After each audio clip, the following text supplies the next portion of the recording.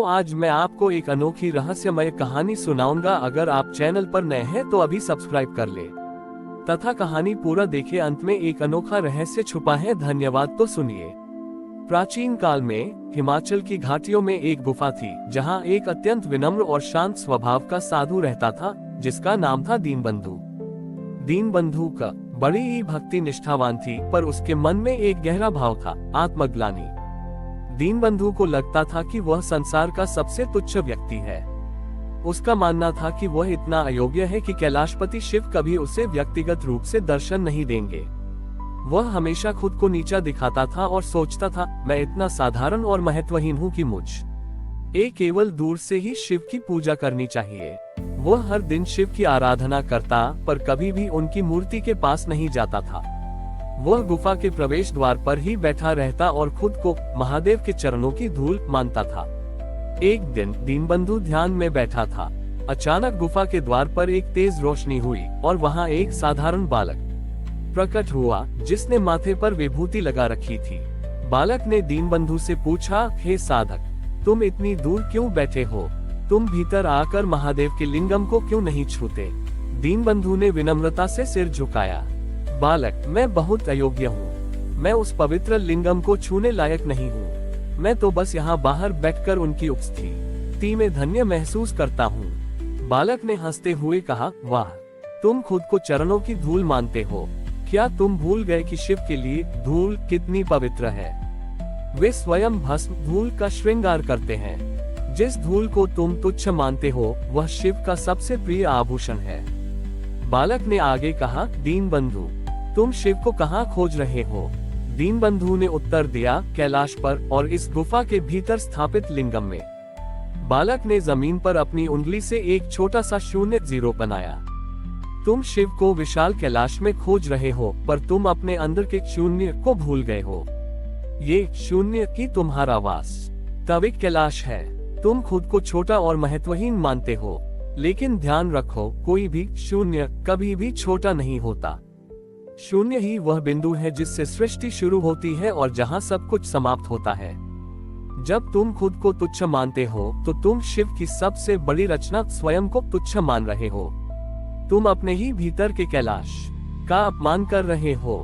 बालक ने दीनबंधु के माथे को छुआ। तुम खुद को दीनबंधु, दीनों का मित्र कहते हो, पर तुम अपने सबसे बड़े दीन स्वयं को मित्र नहीं मानते। तुम खुद से प्रेम नहीं करते। उसी क्षण बालक का रूप लुप्त हो गया और वहां तेजस्वी भस्म लगाए शिव प्रकट हुए। शिव ने कहा, दीनबंधु, तुम मुझे केवल बाहर पूछते रहे। मेरा सबसे बड़ा वरदान यह है कि तुम अपनी आत्मग्लानि को त्यागो। जिस दिन तुम खुद को तुच्छ मानना छोड़ दोगे, उस दिन तुम जानोगे कि तुम ही मेरे सबसे बड़े मंदिर हो। तुम्हारा आत्म मूल्य ही मेरे प्रति तुम्हारा सबसे बड़ा समर्पण है। आज से जब तुम मेरी पूजा करना चाहो, तो पहले अपनी आत्म सम्मान की पूजा करो। पहले अपनी पूर्णता को स्वीकार करो। तब तुम जानोगे कि तुम मुझे छूने लायक नहीं हो, तुम स्वयं में ही हो। दीनबंधु की आंखें खुल गईं। उसने पहली बार स्वयं को शिव की एक पवित्र रचना के रूप में देखा। उसने उठकर पहले अपने आप को नमन किया और फिर गुफा के अंदर जाकर लिंगम को छुआ। उस दिन से दीनबंधु ने अपनी तपस्या का नियम बदल दिया। वह अब खुद को दीन नहीं मानता था, वह अब हर पल आत्म शिव के रूप में जीता था। उसने जान लिया कि बाहर का कैलाश उतना महत्वपूर्ण नहीं है जितना भीतर के शून्य की पहचान। दीनबंधु ने शिव के आदेशानुसार अब स्वयं को तुच्छ मानना बंद कर दिया था। वह अब हर कार्य को आत्मा शिव की पूजा मानते हुए करता था। उसकी विनम्रता बनी रही, पर अब वह आत्मग्लानि से मुक्त थी। वह वास्तविक शांति थी। एक दिन उस क्षेत्र का सबसे बड़ा व्यापारी धर्मचंद दीनबंधु की गुफा के पास से गुजर रहा था। धर्मचंद अत्यधिक धनी था, पर उसे अपने जीवन की हर सफलता पर हमेशा संदेह रहता था।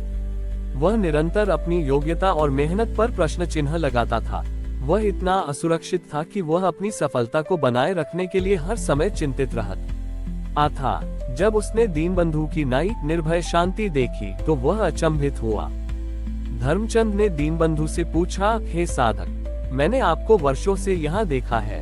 पहले आप सदैव उदास और दुखी रहते थे, पर अब आप इतने शांत और पूर्ण दिखते हैं।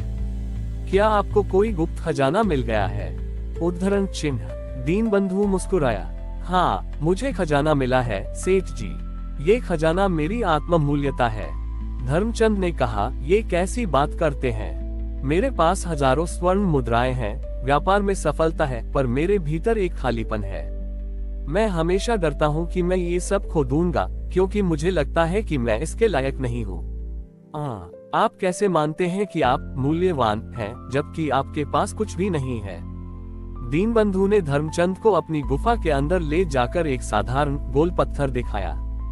ये वही पत्थर था जिसे वह वर्षों तक अपनी आत्मग्लानि के कारण छूने से डरता था।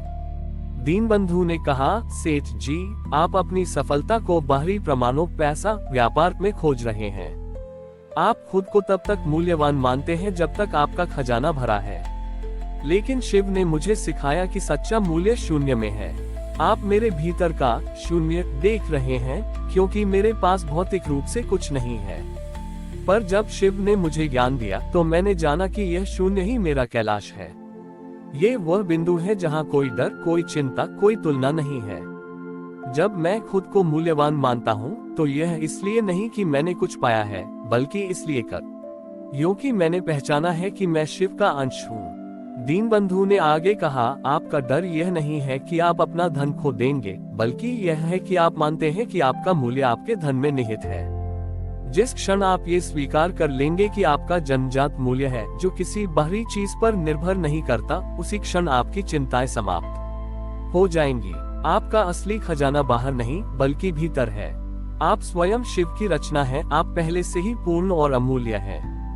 आप अपनी सफलताओं के लायक हैं क्योंकि आप हैं, न कि इसलिए कि आपने उन्हें अर्जित किया है। धर्मचंद को ये बात गहराई से छू गई। उसे एहसास हुआ कि उसकी असुरक्षा इसलिए थी क्योंकि वह हमेशा दूसरों से तुलना करता रहता था और हर उपलब्धि को अस्थायी मानता था। उसने पहली बार उस खालीपन को भरा हुआ महसूस किया, वह खालीपन जो केवल आत्म स्वीकृति से भरा जा सकता था। धर्मचंद ने उसी क्षण अपनी चिंताएं त्याग दी। वह वापस नगर गया, पर अब उसका ध्यान धन कमाने पर नहीं, बल्कि ईमानदारी से अपने कर्म करने पर था। उसे अपने व्यवसाय में अधिक सफलता मिली, पर अब वह उसे बनाए रखने की चिंता नहीं करता था। वह जानता था कि उसका सच्चा खजाना उसके भीतर के कैलाश में सुरक्षित है। और इस तरह दीनबंधु ने सिद्ध कर दिया कि शिव का सबसे बड़ा वरदान केवल साधकों के लिए नहीं, बल्कि हर उस व्यक्ति के लिए है जो खुद के प्रति संदेह रखता है। हमारी और भी आध्यात्मिक एवं अनोखी कहानियाँ देखने के लिए हमारे चैनल पर जाएं तथा धार्मिक एवं पौराणिक अनोखी कहानियाँ हमारे चैनल पर है। कृपया जाके देखें तथा हमारे चैनल को सब्सक्राइब करके रखें और वीडियो लाइक जरूर करें। धन्यवाद।